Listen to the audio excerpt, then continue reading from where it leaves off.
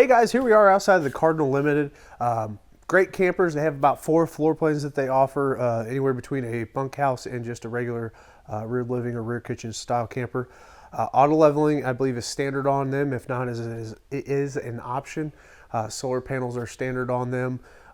Considered a luxury camper. Lots of different nuances about them that make them a little bit nicer on the interior, say, compared to other brands that they carry.